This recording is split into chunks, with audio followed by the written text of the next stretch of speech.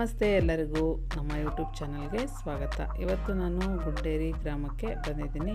ಹಲವು ಜನ ಒಂದು ಕರ್ತೃಗದ್ದಿಗೆಗೆ ಬಂದಿದ್ದೀನಿ.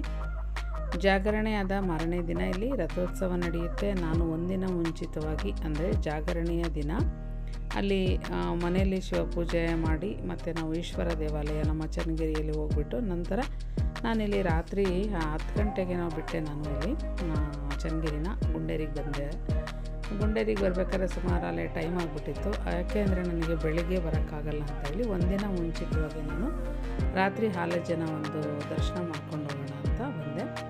ಅಲ್ಲಿ ಪೂಜೆ ಮಾಡೋ ಒಂದು ಇವರಿಗೂ ಕೇಳಿದೆ. ಅವರು ಇಲ್ಲಮ್ಮ ನಾವೆಲ್ಲ ರೆಡಿ ಮಾಡ್ತಾಯಿದ್ದೀವಿ, ಅಲಂಕಾರ ಮಾಡ್ತಾಯಿದ್ದೀವಿ, ತೇರಿಗೆಲ್ಲ ಒಂದು ರೆಡಿ ಮಾಡ್ಕೊತಾಯಿದ್ರು. ಅಲ್ಲಿ ಹೂಗಳನ್ನು ಒಂದು ಅದಕ್ಕೆ ರೆಡಿಯಾಗಿ ಮಾಡ್ತಾಯಿದ್ರು. ರಥೋತ್ಸವಕ್ಕೆ ಎಲ್ಲ ಮುಗ್ದಿತ್ತು. ಒಳಗೆ ಲೈಟ್ ಅಲಂಕಾರ ಮತ್ತು ಎಲ್ಲ ಹೂವಿನ ಅಲಂಕಾರ ಎಲ್ಲ ಅಲ್ಲಿ ಕರ್ತೃಗದ್ದಿಗೆ ಒಳಗೂ ಸಹ ಹೂವನ್ನೆಲ್ಲ ರೆಡಿ ಮಾಡಿ ಇಡ್ತಾಯಿದ್ರು. ನನಗೆ ಇಲ್ಲಿ ತುಂಬ ಒಂದು ಸಮಾಧಾನ ಸಿಗುತ್ತೆ. ನಮ್ಮ ಆಲೋಚನೆ ಯಾವುದೇ ಒಂದು ಕಾರ್ಯಕ್ರಮಗಳನ್ನ ನಾನು ಮಿಸ್ ಮಾಡ್ಕೊಳ್ಳೋಕ್ಕೆ ಇಷ್ಟಪಡೋದಿಲ್ಲ.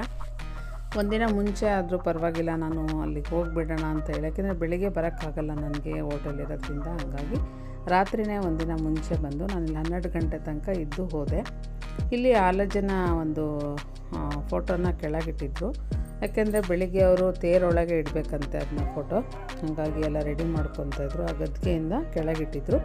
ಅಂದರೆ ಒಂದು ಪೂಜೆ ಎಲ್ಲ ರೆಡಿ ಮಾಡಿ ಮತ್ತೆ ಅವರು ಬೆಳಿಗ್ಗೆ ಬಂದು ಅಜ್ಜನ ಪಾದುಕೆಗಳನ್ನು ಇಟ್ಟು ಅಜ್ಜನ ಫೋಟೋ ಇಟ್ಟು ಅಲ್ಲಿ ರಥೋತ್ಸವನ ಮಾಡ್ತಾರೆ.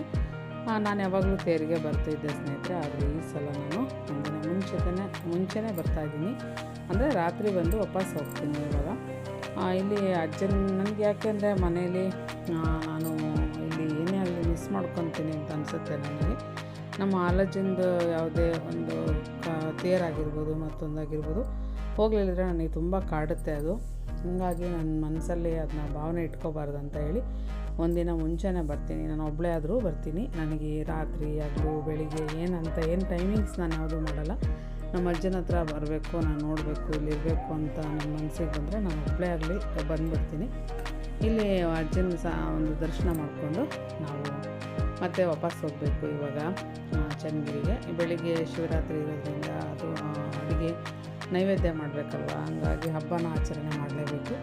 ಹಾಗಾಗಿ ನಾನು ಬೆಳಿಗ್ಗೆನೇ ಸ್ವಲ್ಪ ರೆಡಿ ಮಾಡ್ಕೋಬೇಕಂತ ಹೇಳಿ. ಆದರೂ ನಾವು ಒಂದು ಸ್ವಲ್ಪ ಇಲ್ಲಿ ಬಂದಿದ್ದಕ್ಕೆ ಸಮಾಧಾನ ಆಯಿತು. ತೇರು ಅಜ್ಜನ ತೇರು ತುಂಬ ಚೆನ್ನಾಗಿ ಕಾಣ್ತಾ ಇದೆ. ನಂತರ ನಾನು ಹೊರಟೆ ಇಲ್ಲಿಂದ ಗುಂಡೇರಿಯಿಂದ ನಮ್ಮ ಅಜ್ಜನಿಗೆ ಶರಣಾರ್ಥಿಗಳನ್ನು ಅರ್ಪಿಸಿ ನಾವು ಹೊರಟ್ವಿ ಇವಾಗ.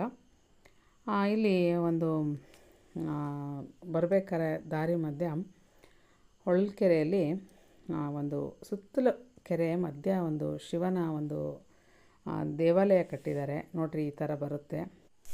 ಈ ಒಂದು ಜಾಗಕ್ಕೆ ಶಿವನ ಕೆರೆ ಅಂತ ಕರೀತಾರೆ ಸ್ನೇಹಿತರೆ. ನಾವು ದಾರಿಯಲ್ಲಿ ಎಷ್ಟೇ ಸಲ ಹೋದರೂ ಸಹ ನಾವು ಈ ಕಡೆ ನೋಡಿರಲಿಲ್ಲ, ಅಬ್ಸರ್ವ್ ಮಾಡಿರಲಿಲ್ಲ. ಅದಕ್ಕೆ ಈ ಸಲ ನೋಡಿದ್ವಿ. ತುಂಬ ಖುಷಿಯಾಯಿತು. ಶಿವನ ಒಂದು ವಿಗ್ರಹ ತುಂಬ ಚೆನ್ನಾಗಿ ಕಾಣ್ತಾ ಇದೆ ನೋಡಿರಿ. ಕೆಳಗೆ ಕೆರೆ, ಮೇಲೆ ಸ್ವಾಮಿಯ ಒಂದು ಇದನ್ನು ಪ್ರತಿಷ್ಠಾಪನೆ ಮಾಡಿದ್ದಾರೆ. ಇಲ್ಲಿ ಇನ್ನೊಂದು ಖುಷಿಯಾಗಿದೆಯೇನಪ್ಪ ಅಂದರೆ ಯಾವುದೇ ಬಾಗಿಲುಗಳಿಲ್ಲ, ಯಾವುದೇ ಒಂದು ರೂಲ್ಸ್ ಇಲ್ಲ, ಕ್ಯೂನಲ್ಲಿ ಬರ್ರಿ ಅಂತ ಹೇಳೋರಿಲ್ಲ, ಏನೂ ಇಲ್ಲ ನೋಡಿರಿ. ಎಷ್ಟು ವಿಶಾಲವಾದಂಥ ಒಂದು ಶಿವನ ಒಂದು ವಿಗ್ರಹನ ಇಲ್ಲಿ ಕೆತ್ತಿದ್ದಾರೆ. ಅವರಿಗೆ ನಿಜವಾಗ್ಲೂ ನಾನು ಇಲ್ಲಿಂದನೇ ನಮಸ್ಕಾರ ಮಾಡ್ತೀನಿ. ನಮ್ಮ ಅಪ್ಪ ಶಾಂತ ರೀತಿಯಿಂದ ಏನೋ ನೋಡ್ತಾ ಇದೆ, ಏನು ನೋಡ್ತಾ ಇದೆಯೋ ಗೊತ್ತಿಲ್ಲ. ಶಾಂತ ರೀತಿಯಿಂದ ಕೂತ್ಕೊಂಡಿದೆ ಶಿವಪ್ಪ. ಈ ಸ್ವಾಮಿ ನೋಡಿ ತುಂಬ ಖುಷಿಯಾಯಿತು ನನಗೆ. ನಾನು ಎಷ್ಟೇ ಸಲ ಈ ರೋಡಲ್ಲಿ ಹೋದರೂ ಸಹ ನಾನು ಇಲ್ಲಿಗೆ ಬಂದಿರಲಿಲ್ಲ ಸ್ನೇಹಿತರೆ. ನಾನು ತುಂಬ ತಪ್ಪು ಮಾಡಿದ್ನೇನೋ ಅಂತ ಅನ್ನಿಸ್ತು ನೋಡಿ. ಯಾಕೆಂದರೆ ಇಂಥ ಒಳ್ಳೆಯ ದೇವಾಲಯನ ನಾನು ನೋಡಿಲ್ವಲ್ಲ, ಸ್ವಾಮಿ ದರ್ಶನ ಮಾಡಲಿಲ್ವಲ್ಲ ಇದೇ ರೋಡಲ್ಲಿ ಬಂದರು ನಾನು ಅಂತ ಅನ್ನಿಸ್ತು ನನಗೆ. ನೆಕ್ಸ್ಟ್ ಟೈಮ್ ನಾನು ಹಗಲೊತ್ತು ನಾನು ಗುಂಡೇರಿಗೆ ಯಾವಾಗಲೂ ಹೋಗ್ತಾನೆ ಇರ್ತೀನಿ ಸ್ನೇಹಿತರೆ. ನಾನು ಹಗಲೊತ್ತು ಈ ಸ್ವಾಮಿ ಒಂದು ವಿಡಿಯೋ ಮಾಡೋಣ ಅಂತ ಅಂದ್ಕೊಂಡಿದ್ದೀನಿ. ತುಂಬ ಚೆನ್ನಾಗಿ ಕಾಣುತ್ತೆ ಕೆರೆ ಮಧ್ಯ.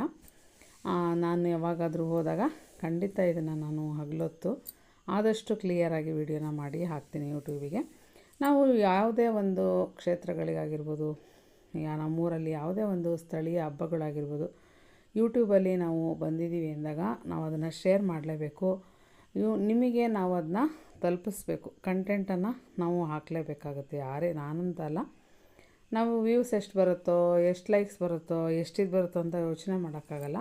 ನಾವು ಇಲ್ಲಿಗೆ ಬಂದಮೇಲೆ ನಾವೇನಾದರೂ ಒಂದು ನಮ್ಮ ಒಂದು ದಿನನಿತ್ಯದ ಒಂದು ವಾತಾವರಣನ ಯಾವುದೇ ನಡೆದಿರೋ ಘಟನೆ ಆಗಿರ್ಬೋದು, ಇನ್ನೊಂದು ವಿಶೇಷ ಸಂದರ್ಭ ಆದರೂ ನಾವು ನೋಡಿ ಒಂದು ವಿಡಿಯೋನ ನಾವು ಮಾಡಿ ಯೂಟ್ಯೂಬಿಗೆ ಹಾಕ್ತಾಯಿರ್ತೀವಿ ಅಲ್ವಾ. ಈಗ ನನ್ನ ಮಗಳು ಅವಳ ಒಂದು ಸಂಪಾದನೆಯಲ್ಲಿ ಸ್ವಲ್ಪನೇ ಉಳಿಸ್ಬಿಟ್ಟು ಒಂದು ಐಫೋನನ್ನು ತಗೊಂಡ್ಲು. ಅವ್ರ ಅಪ್ಪನ ಜೊತೆ ದಾವಣಗೆರೆಗೆ ಹೋಗಿದ್ಲು. ಅದನ್ನು ನಾನು ಶೇರ್ ಮಾಡ್ತಾಯಿದ್ದೀನಿ ನಿಮ್ಮ ಹತ್ರ.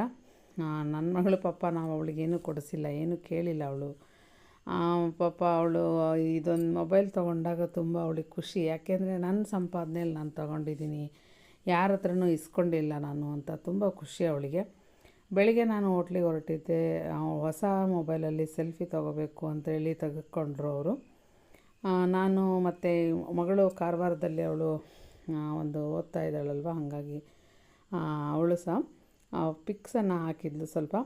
ಅದನ್ನು ಸಹ ನಾನು ಶೇರ್ ಮಾಡಿದ್ದೀನಿ ವಿಡಿಯೋದಲ್ಲಿ. ಅವಳಿಗೆ ತುಂಬ ದಿನ ಆಸೆ ಇತ್ತು ತೊಗೋಬೇಕು ಅಂತ. ಇಲ್ಲಿ ಹೊಸ ಸ್ಟೆಥೋಸ್ಕೋಪು ನಮ್ಮ ಅಕ್ಕನ ಮೊಮ್ಮಗಳು ದಾವಣಗೆರೆಯಲ್ಲಿದ್ದಾರೆ ಅವರು ನನ್ನ ಮಗಳಿಗೆ ಗಿಫ್ಟನ್ನು ಮಾಡಿರೋ ಅಂಥದ್ದು. ಅವಳು ಇರಲಿಲ್ಲ, ಅವಳು ಸಹ ಬೆಂಗಳೂರಲ್ಲಿ ಓದ್ತಾ ಇದ್ದಾಳೆ, ನಮ್ಮ ಅಕ್ಕನ ಮೊಮ್ಮಗಳು. ಅವ್ರ ಮನೆಗೆ ಹೋದಾಗ ಸ್ಟೆಥೋಸ್ಕೋಪನ್ನು ಇಸ್ಕೊಂಡು ಅವ್ರ ಅಪ್ಪನ ಹತ್ರ ಅವಳು ಹಾಕ್ಸ್ಕೊಂಡಿದ್ದಾಳೆ. ಈ ಒಂದು ವಿಡಿಯೋ ನಿಮ್ಮ ಹತ್ರ ಶೇರ್ ಮಾಡಿದೆ. ವಿಡಿಯೋ ನೋಡಿದ್ದಕ್ಕೆ ಧನ್ಯವಾದಗಳು ಸ್ನೇಹಿತರೆ. ನೀವೆಲ್ಲ ನನ್ನ ವಿಡಿಯೋಕ್ಕೆ ಸಪೋರ್ಟ್ ಮಾಡಿ. ಸಿಗೋಣ ನೆಕ್ಸ್ಟ್ ವಿಡಿಯೋದಲ್ಲಿ.